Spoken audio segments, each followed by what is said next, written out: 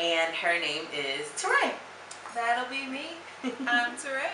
And she's my younger sister, and we are going to be talking about being single, saved, and dating. So I'm going to be doing, in the month of September, I'm going to be doing a series that will be the road to marriage. And I thought it would be perfect to start with this topic because I did a blog post on it, and a lot of people really took heart to it, and I figured it would be really good to delve a little deeper into the topic, but also to have somebody who is actually single, actually saved, and actually dating. So that is why I invited my sister here on the couch. So to get started, why don't you tell them, because I already know you, a little bit about yourself. Alright, my name is Teray, and just to give a little background on my dating history, I had three serious boyfriends in the past, and my last boyfriend was about 3 years ago. So in that 3 years, and even in between the boyfriends, I dated people, I talked to guys, all of that, the whole nine. The whole nine. Exactly. So I have a good bit of knowledge on the dating scene and how to get about, and doing it in a very saved and comfortable way. Yeah. So yeah, I have a lot to share. Yeah, and also she's only 23 and she's going to be 24 later on this month. So I think this is like the prime age where you're looking, you know, for that someone, but at the same time, or you want to be found by that someone if you're a girl, a female, but at the same time, you really, we have to do it with dignity. Exactly. We have to do it with class. There's too many occasions where women are throwing themselves at men or throwing themselves at the dream of being married, and I feel like that really can break a woman down if they do it too much to the wrong people, the wrong guys. So I'm really hoping that this conversation can really just at the very least open up our minds to how we can go about being single and saved and dating. When you are dating, it is so important to stay true to who you are and be yourself. You don't have to create another personality, and I figured this out the hard way. Okay, I'll tell the story. Back in the day, I used to try to create a persona in high school. I used to try to create a persona of this cool, edgy, you know, this girl who's really interesting and that you want to get to know. That was the thing I tried to create. And in doing that, when I was talking to guys via text or on the phone, I would try to say things to make me sound like that type of girl. I would do things to make me look like that type of girl. And eventually I was like, you know what? This is really stressful. This takes a lot of energy. And it's not worth it because they're not getting to know the real you. And it sounds cliche, but it's so important to get to know the real you. It is. Exactly. Because I feel like when you don't, the real you then gets lost in the fake you. And I think that can cause a very confusing situation for yourself, and also a very confusing situation for the relationship that you're trying to pursue. Also, you wouldn't like it if a guy came to you showing you this whole facade. I mean, I know people sometimes do it, but honestly, you don't want someone coming to you with this mask on, and then eventually you're like, hold up, that's not you. You made me like someone that isn't real. Exactly. Yeah. Exactly. So all of that fake business, it's unnecessary. All it does is waste time. It makes you unhappy, waste energy, and it's not needed. Be yourself. You are beautiful inside and out. There is no one like you, and someone is out there who will love you for you.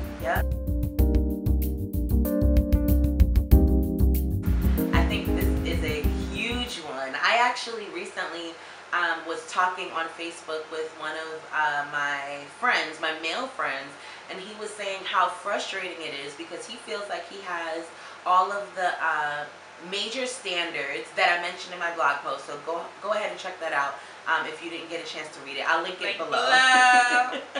I'll link it below. And he said he feels like because he's been labeled as the nice guy. So he's a man of God. He has drive and ambition, and he is a man with dignity. And I know it myself because he's a friend of mine. And the fact that he feels like he's pushed aside, I think that shows that there is some sort of disadvantage to those who have those standards but don't have other things. So to those men who have the standards but don't have the preferences. And I think it's very important to get our priorities straight as women who are seeking to be wives. So I would say you have your standards, yes, and that's great. But the preferences, you should be open about it. So when it comes to like height and weight and shape, haircut, things like that, be open to it, because you never know who the Lord has for you. I mentioned in the blog post that I was in love, and when I tell you in love with tall, dark-skinned Jamaican guys, I mean, woo, right? But at the end of the day, I ended up marrying a tall, light-skinned Trinidadian American guy, and that's what I needed. I didn't know that. That's what I needed. And if I kept that tall, dark-skinned Jamaican in my head, I would have never gotten married. And right now, I probably would have been sitting here, 26, miserable because I can't find a man. And I would have been mad at God when he had my husband right in front of me, but what did I do? I pushed him away. I didn't in real life, but you get what I mean. So I definitely want to say, be sure to keep those preferences just preferences and don't turn them into standards.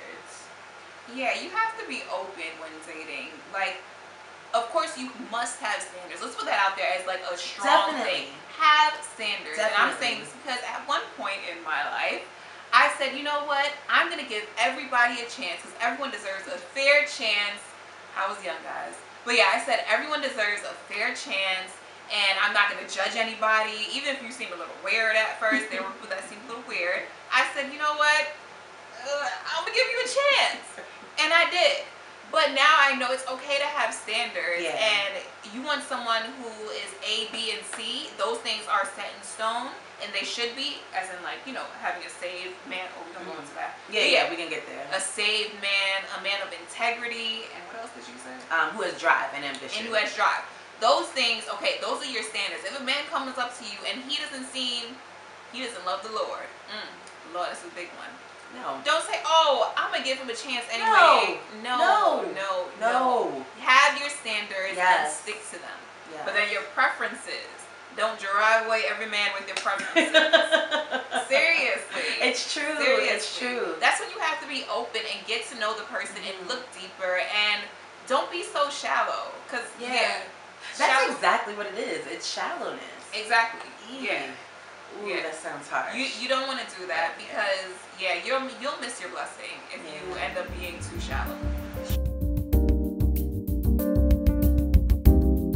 So everyone always says you should marry your best friend. You should be friends with your husband first. Y'all know the story. I don't gotta tell you. So I agree with this to a point. There's people like my sister who.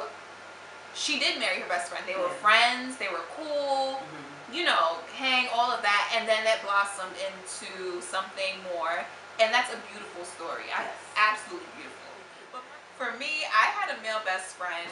And it didn't work out that way. Right. So I feel like the meat of the statements is true. Like, you should be friends with whoever you're going to be with. Definitely. But the way it goes into that isn't the same for everyone. Yeah. So, for example, I don't think you should go into a relationship saying, oh, I love him, I'm going to be with you, I'm going to marry you, right away. No, that's too much. You should go into something saying, I want to know about you. I want to know your likes, dislikes. I want to have fun with you.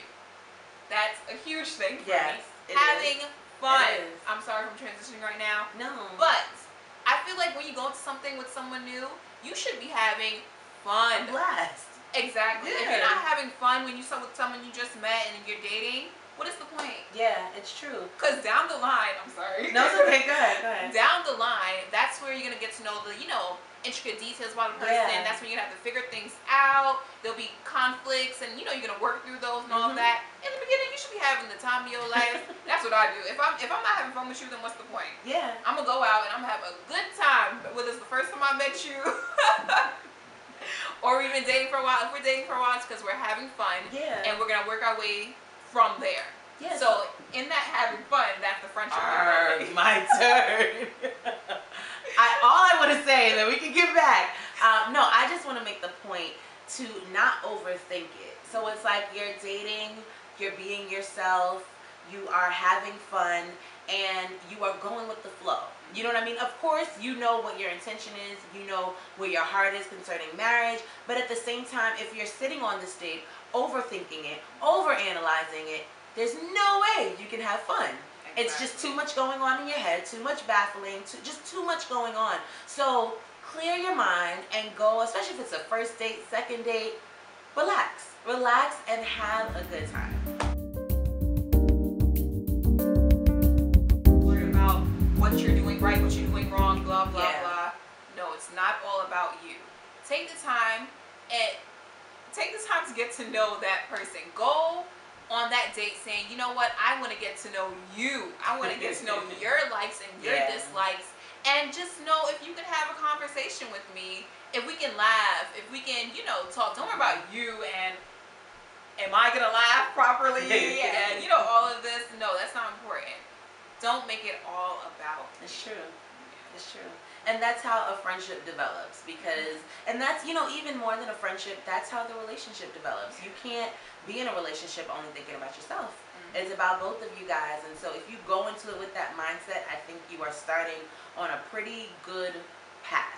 And if that's not the person, then that's stress that you didn't have to go through thinking about, do I look right? Am I doing this right? Am I saying the right thing? You don't even have to, doesn't become a concern, you know? So And also, if you go into it like that, you can always, if it doesn't work out with the person, you can always go back and say, well, you know what, we had some good conversations, and if I see you on the street, I can always say, hi, how are you doing, with a clear mind, clear heart. And honestly, there's some people I see on the street now, and I used to talk to them, I'm like, oh my gosh, how are you? And it's very sincere, and you know, it's all good.